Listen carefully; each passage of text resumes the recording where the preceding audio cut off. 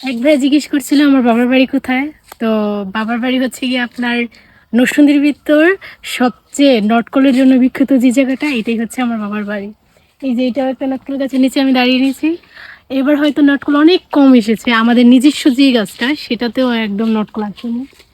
তো ওই যে ওই গাছটা দেখতে পাচ্ছ, ওই গাছটা একদম পুরো ঝাইক্কা নটকল আসে। আমার নানা বাড়ির গাছটার মধ্যে একদম ঝাইক্কা নটকল আসে, কিন্তু এই বছর নটকলে আসে না।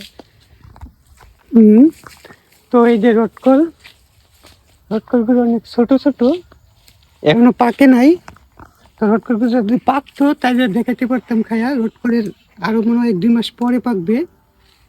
2 মাস না, আর কয়েকদিন এই হলে ওটা। রটকলের পচে গেছে। না, এবার নটকলের ভালো হয়নি, ফলনই ভালো হয়নি। হুম?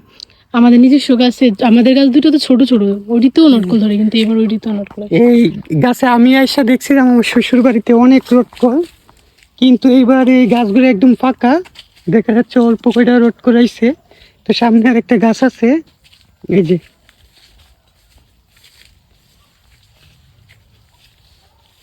ওখানে শিয়ালের গর্ত আছে, আর শিয়ালের গর্ত। অল্প কয়টা রটকল ধরছে। আবার সামনে আরো অনেক গাছ আছে রটকল বাগানে। চলো আমাদের নিজস্ব কাঁঠাল গাছে দেখে আসি। এই যে